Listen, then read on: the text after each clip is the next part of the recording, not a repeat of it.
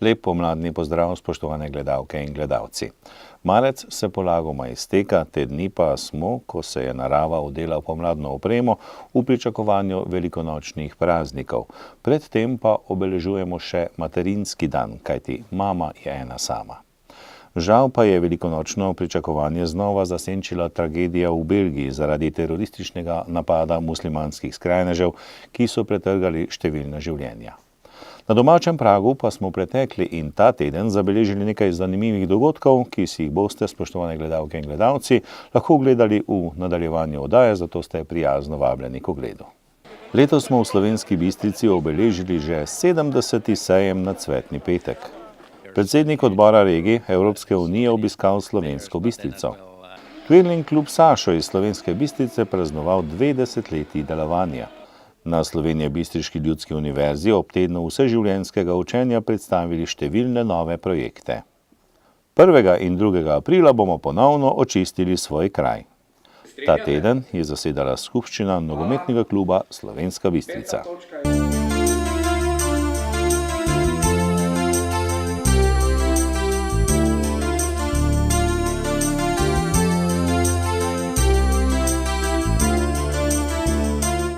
V rubriki Lokalne novice smo v ospredje postavili obisk finskega predsednika odbora regije Evropske unije v Slovenski Bistrici, sledijo pa še drugi zanimivi dogodki.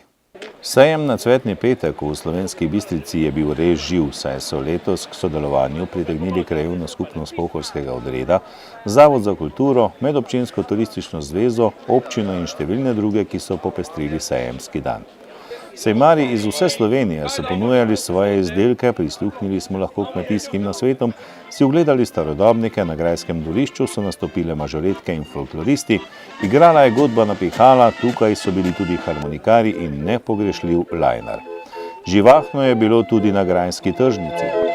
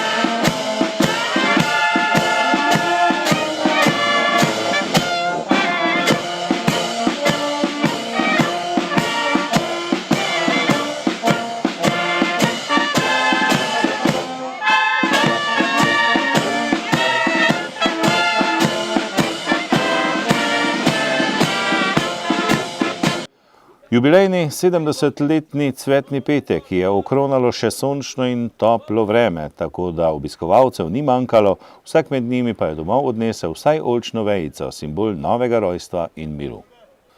Na pobudo predsednika Skupnosti občin Slovenije, dr. Ivana Žagarja, je od 18. do 21. marca Slovenijo obiskal predsednik odbora regij Evropske unije Marku Markula.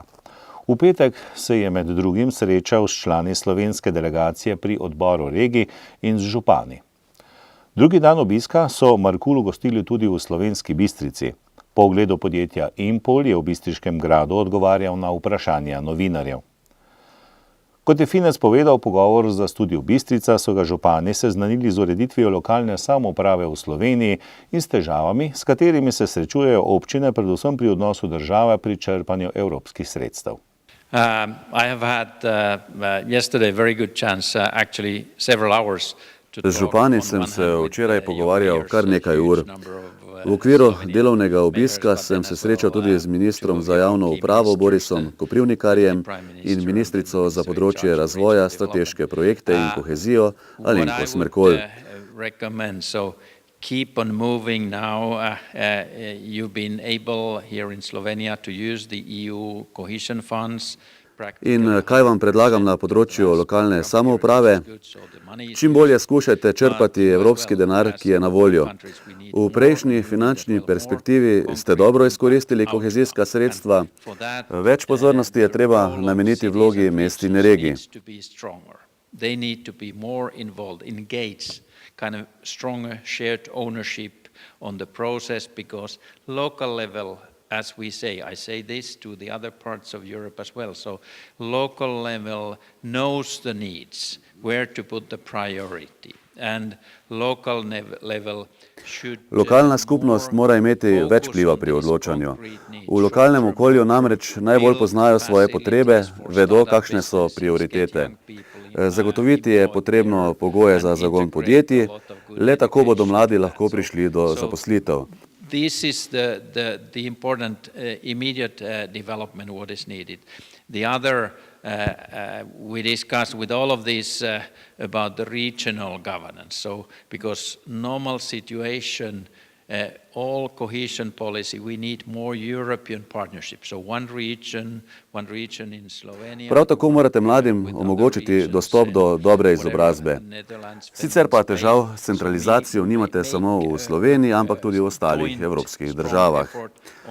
Pri vsem tem je smiselno reševanje po principu pristopu od spodaj navzgor. In kako se počutite v Sloveniji, kako vam je všeč naša država? That's good. This is my first time here, and that was a good reason to stay here. Tukaj sem prvič. V teh dneh kombiniram različne sestanke. Sodeloval bom na mednarodni konferenci za robotiko, ogledal sem si tudi nekaj podjetij. So combine different levels and integrated that to the company visits, in-depth discussions. So Edino, kar pogrešam, je to, da nisem mogel v Planico, da bi se ogledal Petra Prevca. Finska je bila včasih zelo dobra v smučarskih skokih, zdaj pa je v ospredju vaša država. V nedeljo, 20. marca, je v Sloveniji Bistriški športni dvorani praznoval 20 let delovanja Twiling klub Sašo iz Slovenske Bistrice. Na prireditvi Slovenska Bistrica Tvirla, poje in pleše sta sodelovala tudi skupina Jeans in Visoke petke ter plesni klub Lara. Sašova Twirling plesna skupina se lahko ponaša številnimi odličji, tako doma kot na tujem. Ples palico z elementi akrobatike in baleta pa pritegne vsako leto več mladih.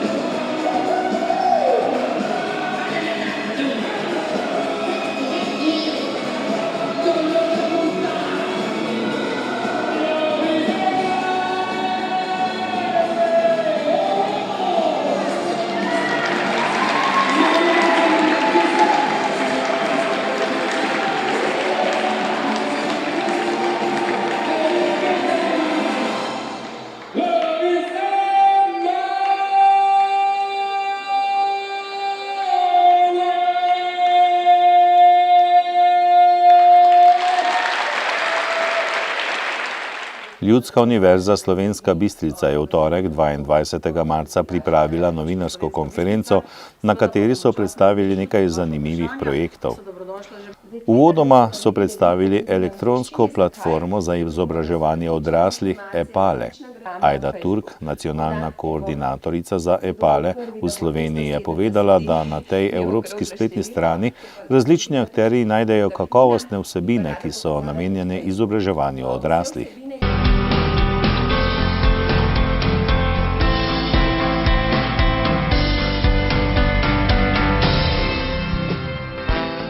Včasih je bil postopek, da si dal idejo ven in si dobil neko povratno informacijo, precej dolgotrajen in mučen proces. Zdaj enostavno odprem računalnik, grem na EPALE stran in dobim povratne informacije. Ta prave, strokovne, kolegialne informacije. In to ne samo iz Slovenije, iz cele Evrope. Jaz se trenutno ukvarjam z učenjem in celotno moje znanje, izobraževanje, dognanje, študije delim na tej spletni platformi in to se mi zdi, da je zlata vredno v današnjem času. Filmske in video vsebine so verjetno najbolj zapostavljen izobraževalni vir. Zato se mi kot izobraževalcu odraslih zdi pomembno, da spodbujam uporabo gibljivih slik v izobraževanju. Imamo pa problem. Stvar je v tem, da je na internetu nepregledna množica videoposnetkov, ki jih je potrebno seveda najprej najti, jih pregledati, jih analizirati, preden jih lahko uporabimo v učilnici. Zato je EPALE portal res prava rešitev za nas izobraževalce, saj na enem mestu najdemo preverjene in dobre posnetke, ki so jih pri svojem delu uporabili že drugi kolegi po Evropi.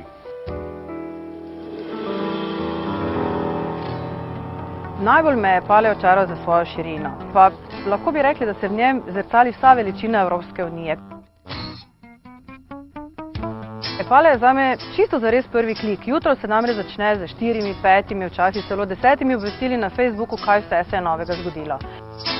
Hkrati je tudi izjemno zanimiva možnost, da povemo, kaj počnemo, kdo smo in kakšne so naše vrednote.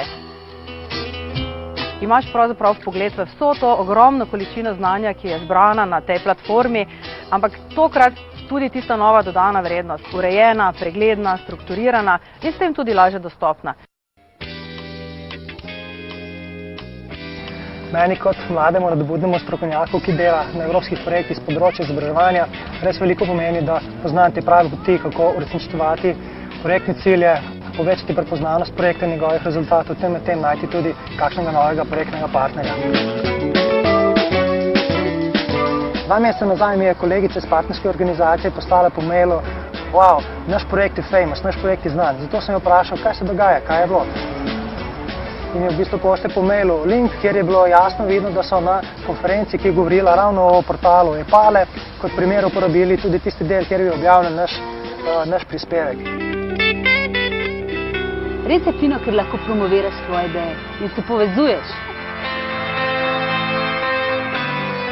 Spreminjamo posameznike, posamezniki bodo spremenili družbo.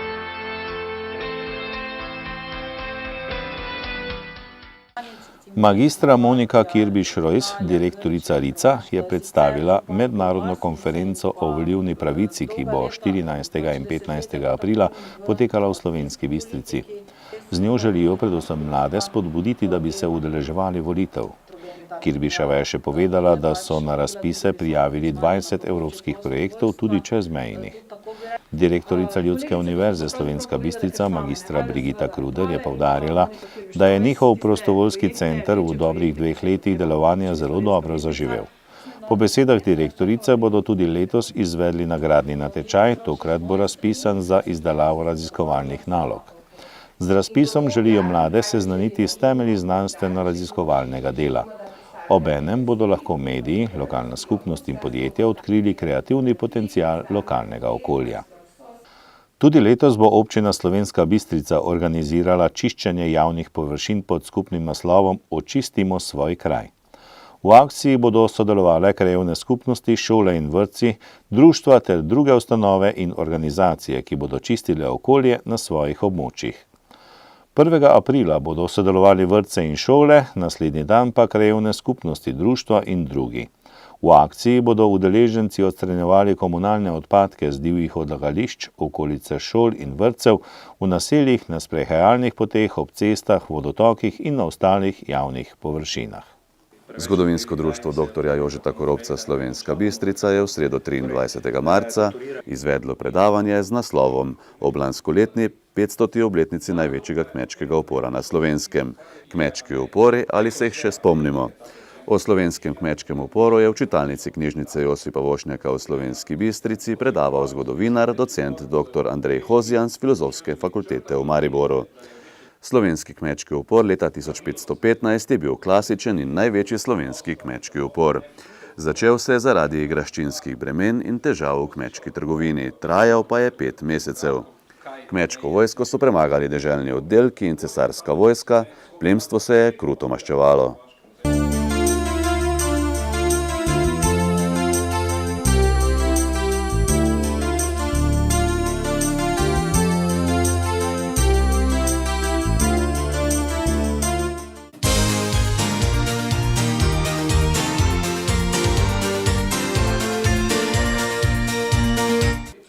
Člani nogometnega kluba Bistrica so se v ponedeljek 21. marca v prostorih Zavoda za šport Slovenska Bistrica sešli na rednem občnem zboru.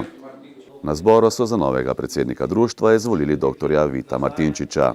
Trener uspešne ekipe U15 je zamenjal Mirka Stegneta, ki je bistriške nogometaše vodil 10 let. Stegneta so na pobudo Martinčiča imenovali tudi za častnega predsednika kluba. Sicer pa so člani nogometnega kluba Bistrica na občnem zboru imenovali tudi nov upravni odbor ter potrdili poročila za preteklo leto. In kakšni bodo glavni poudarki programa novega predsednika?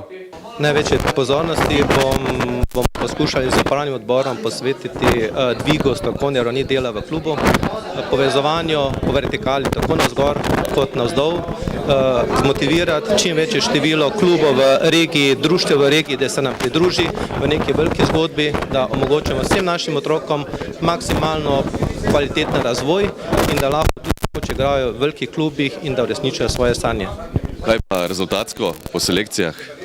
Rezultatsko, jaz bi rekel tako, do selekcije U15 predvsem rezultati niso pomembni, predvsem dvig individualne kvalitete posameznikov, pri U15 skušati igrati pomembno vlogo v prvi slovenski ligi, druga pri kadetih mladincih nekako držati stik z vrhom, se pravi na vrhu druge, odvisno od finančnih situacij v klubu tudi mogoče štart na prvo ligo, medtem ko člansko ekipo poskušamo dvigniti trenutno iz super lige, saj za stopnico, če ne 2 višje. Slišali pa smo tudi željo, da bi uredili tribuno na glavnem igrišču z umetno travo. Tribuna na igrišču z umetno travo je izredno pomembna. Imamo krasen objekt, imamo krasno igrišče, prihajajo različna moštva, imamo veliko število tekem, medtem ko sami gledalci, obiskovalci nimajo kje v bistvu teh športnih dogodkov spremljati. In mislim nekako, da tribuna bi morala biti sestavni del igrišča in vsekakor že nekako v kratkem slednjem vročem obdobju poskusiti prepričati lokalno okolje, da je to pomembno za vse nas.